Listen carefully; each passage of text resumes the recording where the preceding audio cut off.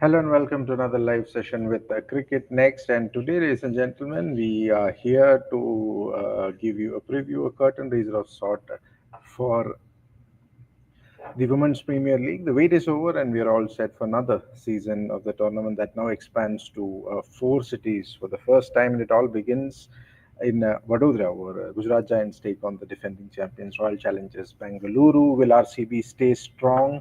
Can Gujarat Giants turn their fortunes around? We will try to break it down and bring you some of the insights, and we'll keep you updated with all the action. So drop in your predictions in the chat. Also hit that like button, and let's begin this discussion. First up, I'll bring in our my co members within the team for this live session. Joining me is Rudransh Khurana and Akash Abhiswas. Welcome, gentlemen. And as I said, WPL is upon us. Well, there is a bit of worry in the sense, by the time WPL gets into the stride, you have the Champions Trophy, and maybe the focus might shift. But then again, it's WPL has managed to carve a place of its own into the third season, and a lot of things change with auctions and with a lot of players injured, new players coming in. So a lot of exciting things to look forward to as well. So to start off with, let's start with the preview of sorts. What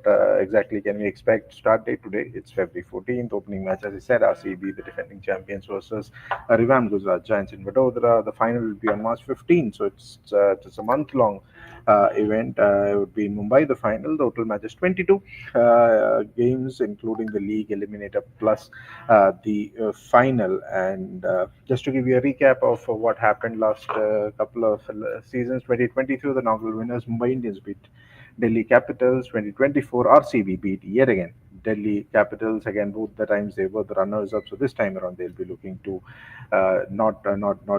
not be third time unlucky, so to speak. 2025 season, well, new venues, new players, and fresh challenges also. So yeah, let's begin from there itself in terms of new venues, new players, and fresh challenges. Rudransh, I'll come to you about the venues. It's quite interesting that this time there's what, four venues: Lucknow, Vadodara, there's Mumbai also, and one more city, if I'm not forgetting, at least. Yeah, here it is. It's Bengaluru as well. So yeah, what do you expect, Rudransh? We've seen two legs, two venues hosting the two legs this time around. It is moving around a bit. So your expectations from this WPL, looking at the venues, people would be able to watch games at more venues. Yeah, take it away. I think it's good for the game, first of all, because there more people will get involved. And as we know, the WPL's following is very underrated. We don't consider enough, but it's very, very, very popular. There is just like obviously we can't compare it to the IPL, but comparing it to other women's leagues around the world, there are a lot of fans who watch it very keenly. There are people who are starting to keep stats. There are people who are starting to have fan accounts, and the following is only increasing. So it's a very good sign that the board has also recognized that and they are expanding the venues. And as per expectations, I think it will be very similar to the last season, where we'll see a very good scores from players, especially in the start of the season. The wickets will all these grounds are very batting friendly wickets, and especially at this time in February, there might be some seam movement, but at the start there will be a lot of runs for the batters. For bowlers, like it happens in early in the Indian season, they will have to teams will rely more on the pacers than the spinners. But as the season has extended, so month-long season, we'll see more and more spinners coming into the play in the second half. Yeah, most definitely. More as the pitches deteriorate, I mean, it's more of spinners thing that would be there. But Akash, the first two seasons, what was probably striking in the first two seasons, the first season, of course, it was a dominance of the overseas players. They came in and they took down. You could say the Indian players or the local players, a lot of overseas players really were among the top performers. None better than probably Meg Lanning of DC. Second season, we in fact saw a lot of Indian players really coming up. Somebody like a Shafali, Verma, Smriti Mandhana, of course, leading RCB to that title when Shranka Patil and Asha Shopner really stepped up for RCB. So you saw a lot of young Indian talent also coming up. What is the challenge for WPL this time around? I mean, is it like more homegrown talent trying to breaking the top performers, or do you think it is still going to be that route where the overseas talent of most of the players? I mean, if you look at that captaincy lineup as well, apart from Adipti Sharma and our RCB Smriti Mandhana, I think three players. And Harmanpreet, you still have a couple of foreigners leading that side, and you look at the teams also. They primarily depend on rely on those players. So your take on that, and also you also talked about in a video prior to this talking about new players who are coming up, a few players who are missing as well. So your take on this scenario. See, in fact, the point that you underlined here, right? Yeah, the emphasis on the Indian players that we saw in the past edition, the last edition that held across two cities. So, and after that edition, the WPL 2024, what we saw at least two, three players making, in fact, more than that, making their debuts either in the T20Is or in the ODIs, which means that. Since it's at a very starting phase, the tournament is just has just become just the third edition. Then what I am expecting, or what I assume, that the focus is completely on the domestic talent, the Indian talent, because what we have seen in the past, that though the women have a very short calendar, if you see across a year, or across if you, even if you look at the calendar, they play very uh, it's not very busy in comparison to what men play. And given that India's domestic structure, there are tournaments throughout the year across age groups. So I think the idea is probably to give those players, so as to unearth those talents, and even fast track their careers, and bringing them to the Indian setup. What we saw in the past, in the couple of seasons, especially after the WPL came into existence, we saw how the players like Asha Shobhana got into this Indian setup. Players like also Sajiba Sajana from Mumbai Indians cap. She also, one season he, uh, uh, I mean, he proved herself, proved her bat. He showed how much she has those finishing skills. She can be a very good, very come handy as a very good fielder. So that kind of things kind of help many players, and some of them even went a notch ahead, and cemented their place in the dressing room, while some of them failed, like Kiran Navgire, whom I can recall about, is one player who an ardent MS Dhoni fan, who, when it's her day, she smashes almost every ball out of the park. Even got a chance to make his debut for the country, but she could not sustain on that. So I think, once again, the idea here is to promote the Indian domestic players, and to provide them with a platform where they can come and uh, what to play for cricket, for against and with some of the greatest stars of the country, from across the world, and just to learn from them. And who knows, we are going to get some more new faces across the Indian cricket team, because what if you speak about their international scenario, it hasn't been so much happening, especially when the team goes on an overseas tour. So I think this season will also provide some solution to those weaknesses as well. And let's see how it unfolds, especially when today, when RCB is going to face Gujarat Giants, in fact, in the season opener. Yeah, that's kind of becomes a bit of a tongue twister, right? Is it Gujarat Titans or Gujarat Giants? Is it? It becomes a bit of a tongue twister. But then again, yeah. Moving on, we as I think Akash alluded to, we have a few exciting prospects. None better than Deandra Dottin, who returns for the Giants here last time around. If you remember, there are a lot of controversial thing that happened. She was there, she was not there. But then again, there's no denying the fact that as somebody like a Dottin comes in, the value of WPL, the value of big hitting really goes up. Another interesting name that at least I am personally looking forward to is Alana King. Fantastic spinner. Would be great to see her in action. In fact, I think from a wrist spinner's point of view, it's always great. And I think Amandeep Kaur is probably the only left arm wrist spinner there, and Lana King also in terms of wrist spinner. So it'd be great.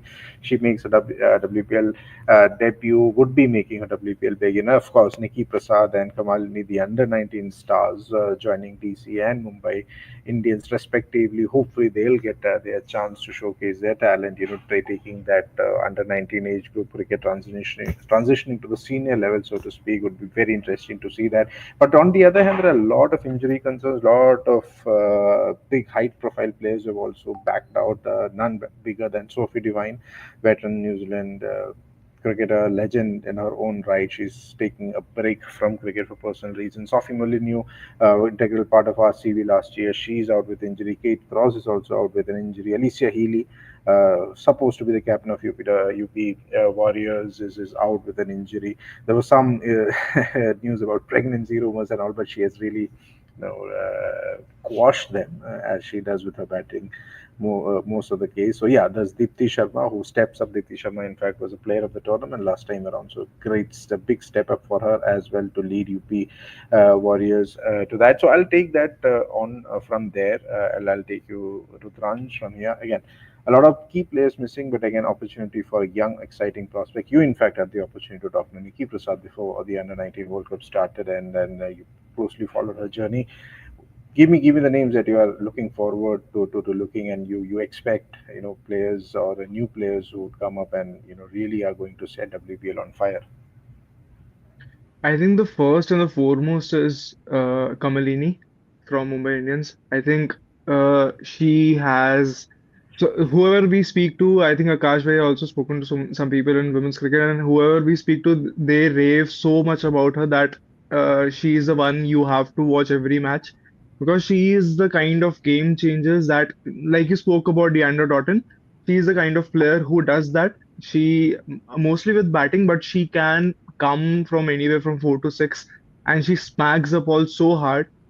And I think that's what I gauged from speaking to Nikki, that these players, the under 19 coach Nasheen ma'am, she has this big criteria that she only selects players for, especially for T20, which she believes can do have the ability to hit it big, especially in batters and bowlers who are really athletic, they are fit, and I think that criteria is helping Indian cricket a lot. Uh, in a kind of way that Rahul Dravid, we credit Rahul Dravid for building India's bench strength in the men's side. I think that's what is currently happening in the women's side, and we'll see effects of that in this season. I don't think Nikki Prasad will get a lot of chances to bat because she's more of a top order player and daily capitals are stacked there. I think she's the kind of player you can compare her to Jemima Rodriguez, but with a better hitting ability than her at her age. But I think she's more of an understudy to those players. She'll be learning a lot. But G Kamalini, we are I think pretty sure we are going to see her batting this season, and we are going to see her create some waves with a couple of sixes here and there, and she's definitely going to set this women's Premier League on fire. And there are a few more players, there are a few more youngsters, and the biggest part, Mumbai Indians recently signed a under 19 World Cup player as well. And I think these are great signs for them that they are getting these opportunities with playing with so many stars. Even at the ages of 18, 19, they're getting to learn so much. More than cricketing ability, they're learning so much professionalism, humility, and all those things from these players, which are going to not only benefit them but also Indian cricket in the future.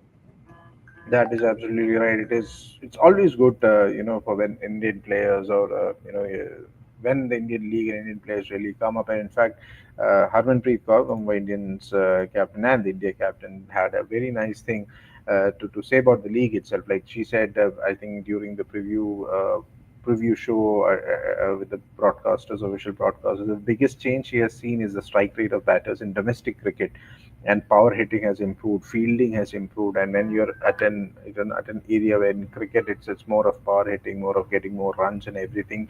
To see that kind of what WPL has in a way managed to do for the domestic cricket as well, like people are or the players in the domestic cricket are having an eye on WPL, and if it's improving their strike rates and improving their fielding quality and everything, that in a way bodes well for the national team as well. Whenever these players, the French players, are asked to come to the national team, they're pretty much ready because they're playing high profile games, they're playing pressure games in the pressure situations, they are rubbing shoulders with the seniors as well. Yeah, Rudransh, you wanted to add Also, something? yeah, also, so when I spoke to Nikki, the first thing that she spoke out, she missed out on the inaugural Under 19 World Cup, and the only feedback she got was that she is not the T20 player that the team is looking for, and Hmm. she needs to work on her big hitting. So she went back to Bengaluru, and for months she took certain specific training for big hitting, which we don't see a lot in women's cricket, which we are now getting to see in women's cricket. That's what scouts are going to look for. That's why we are seeing all of these players, Kamilini, Nikki Prasad. They are players who can hit the ball big. They are very raw. They need refinement. They need more and more practice. But they are players that are hitting. They can hit the ball a long way. Nikki Prasad has hit a 80-meter six in her career, and which is not a small thing in women's cricket for a under 19 player.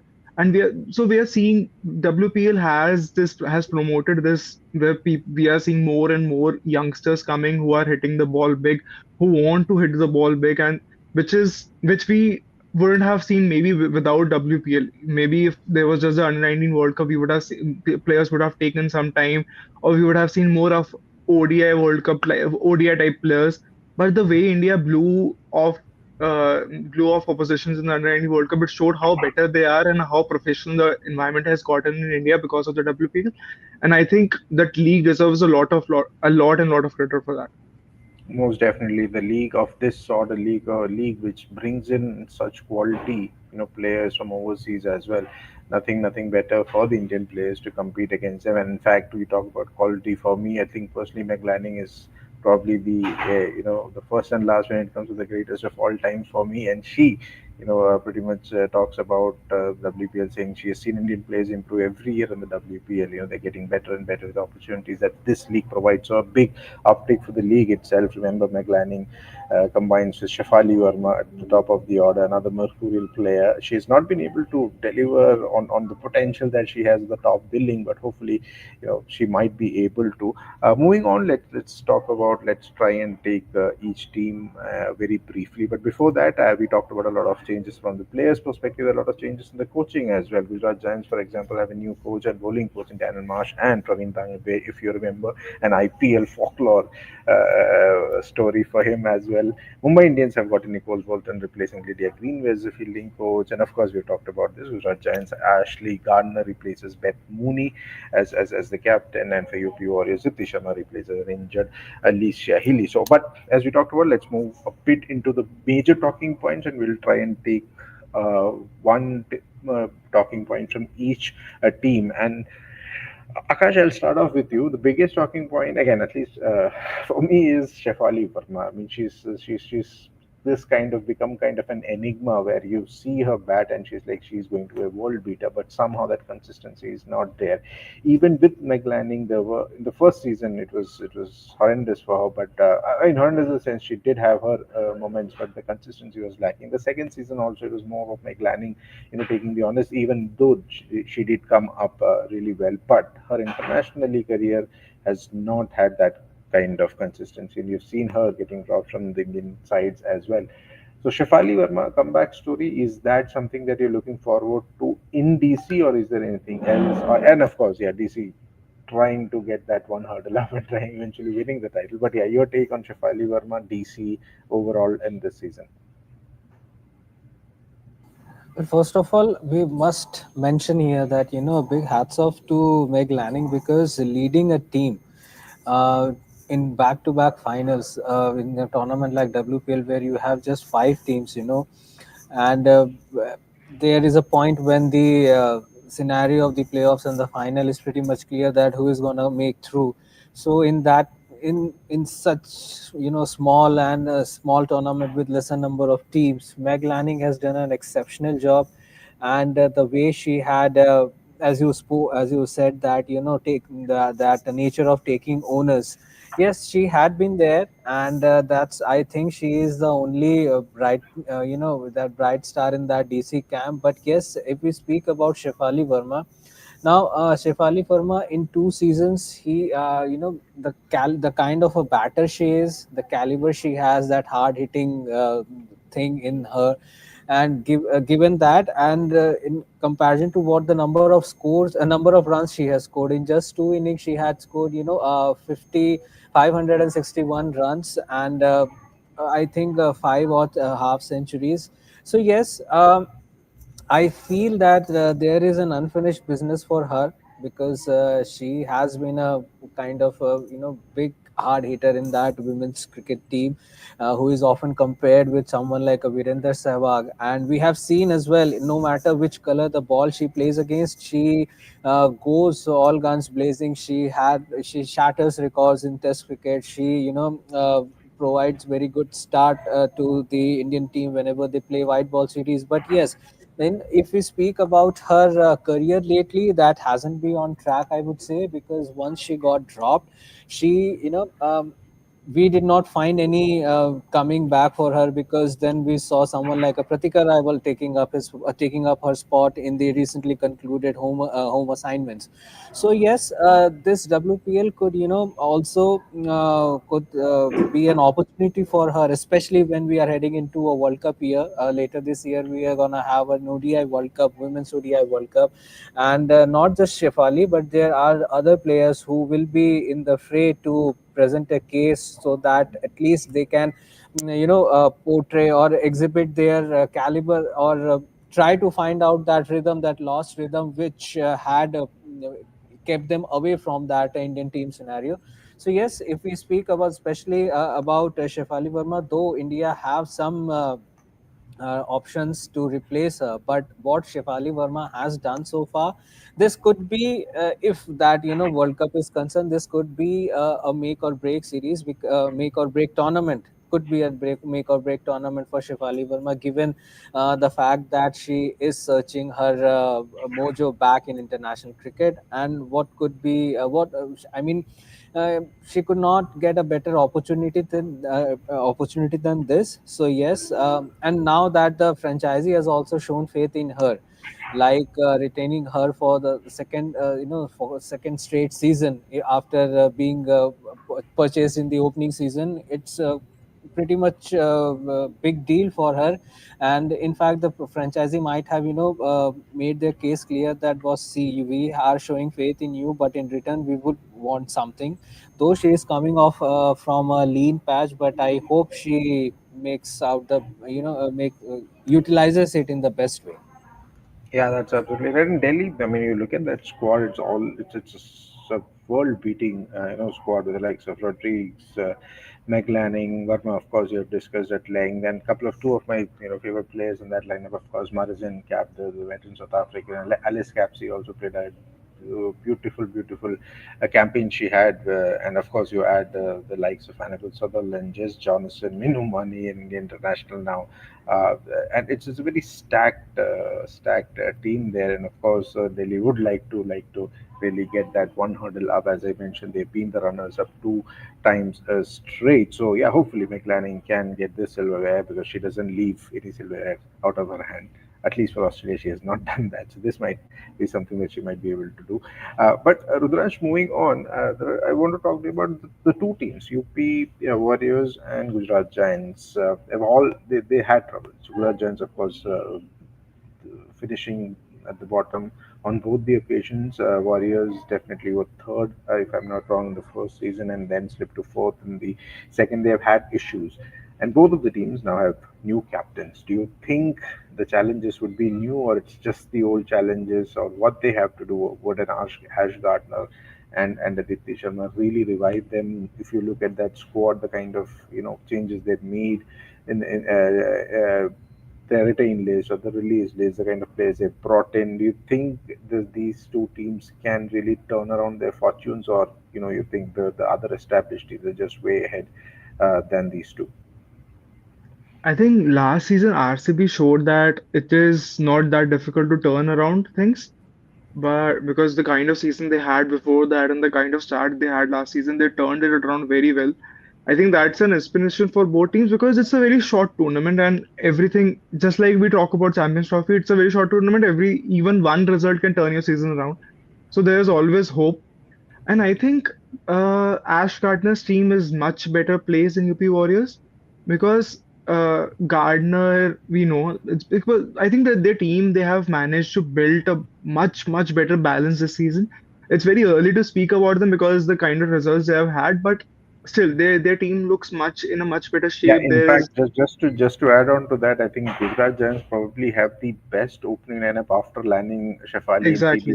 Richard and uh, Laura Woodhart. Yeah, yeah. Please go Yeah. ahead. So with the kind of balance they have been able to create, I have very high hopes of them.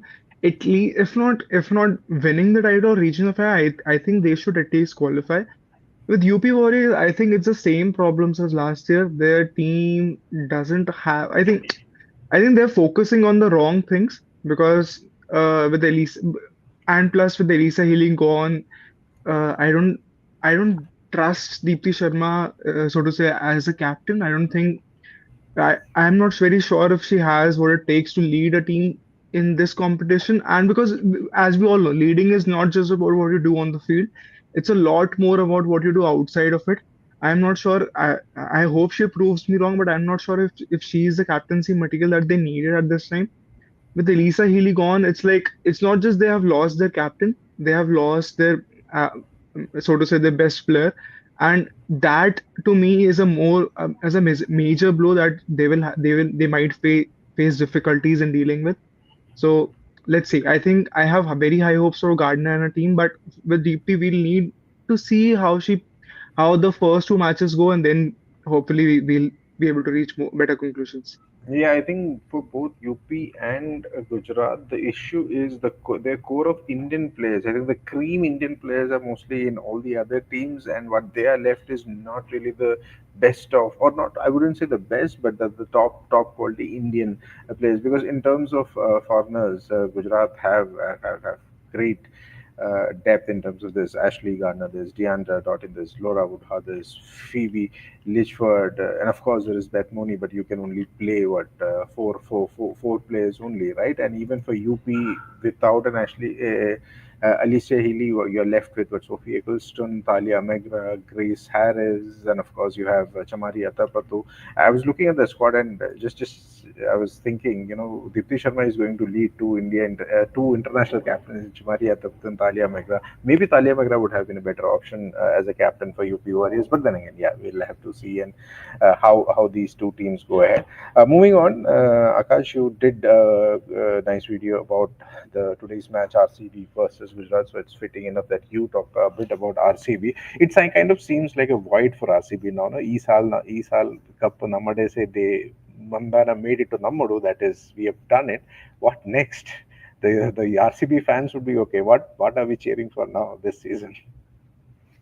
No, actually, given the number of uncertainties they currently are dealing with, and also the number of star players they have lost already due to injuries or some other reasons, I think it would be safe to say that they are back to square one. Because if you recall the first season, what just a few minutes ago Rudransh mentioned that six back-to-back losses they endured in that season, and then and there their campaign was ended. So I think what we made out of that season, that the players lacked gelling up with each other because they did not have time to understand each other's game. They lacked that tendency to how to respond to each other, and that equation was missing. In short, I would say that equation was missing, which they worked on. Even they changed the coach for the second season. They came up as a team, a strong unit with Smriti Mandhana leading from the front, and then he was very well backed by Sophie Devine, Ellyse Perry, and and all the other bowlers like Shobna coming into the action, and he is just making some game-changing efforts. And then Shriyanka Patil was already there. He emerged as a star, then emerging player, ended up with the purple cap as well. So, and also Sophie Molyneux, as we spoke about, she was the second, I mean, joint highest wicket taker for RCB in the last season.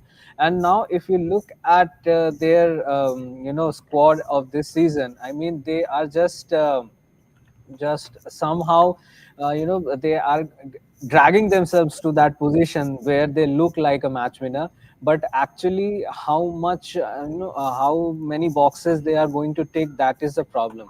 And which will be pretty much clear when they take the field against Gujarat Giants today in Vadodara. Well, for me, I would like to say that now that they have most of their match winners, they don't have most of their match winners in that squad, in that camp. I think that will be the most challenging thing for them, to know each other, to gel with each other, and to understand each other's game, and to understand each other before they run out of time. So I think that's gonna be the most challenging thing, because now, as I spoke about Shobna and Shriyanka Patil, both of them are there in the squad, but will they be able to play? Will they be able to make it throughout the tournament given their injuries? That's a pretty big question for them. So yes, as we have been speaking about the Indian team, I think some similar, we can draw parallels, because there are so many questions but very few answers they are left with. So yes, I think this entire season is going to be challenging, because what momentum they created last season, they are far far away from that. So yes, to Yeah. bridge that gap, that's going to be a massive challenge for them. Yeah, to bridge that gap would be a massive challenge, and one team that would probably like to bridge the gap with RCB is Mumbai Indians. They, of course, lost to RCB in the eliminator, despite them finishing second in the points table. Rudran, so to finish it off, I think you're also on the blog, and RCB will let you to bat first, so we'll try to uh, leave you a bit early as well. So yeah, let's talk about Mumbai finally. Harmanpreet Kaur look a very settled unit even during the before the auction, or even the retained or released list. They were pretty much knew what they were doing. And of course, you touched about Kamalini. They bought her at a base price, from a base price of 1 lakh to 1.6 crore. They're bringing in Nadine De Clark as well. The lineup itself is quite strong. When you talk about Kaur, Haley Matthews, Amelia Clark, Sajeevan Sajna Akash touched upon how she did really well. Amanjeet Kaur, and of course you have Natalie Shivabrand. How can you forget her? Yastika Bhatia, Chloe Tyron, very solid unit. They are the inaugural winners. The second season also, I did not think they did anything wrong. It was just the clutch games that they lost, especially that RCB game. But I did feel that they were very much reliant on their top, and the middle was not really firing. Is this something that they will try to rectify this season, or you think it is something beyond that, or they look one of those stronger teams heading into the third season? I think they are a very underrated favorites because to consider Mumbai Indians not as favorites is always a mistake in whatever competition you are playing. And I think even in this WPL, whoever is not considering them as contenders to reach the final and probably win it, I think they are doing it wrong. They have an excellent squad, and I think that all of that is due to their recruitment, the way they have, and especially yesterday we were talking about how T20 competitions are not just about captains and what players do on the field, but also about the coaching staff. They have one of the best coaching departments in the league, and I think that plays a huge role. And I think they have signed a couple of good players. Akshata Maheshwari, G. Kamalini are top of my list in the players I'll be watching out for, because to the team they had before, I think they have added a lot of firepower.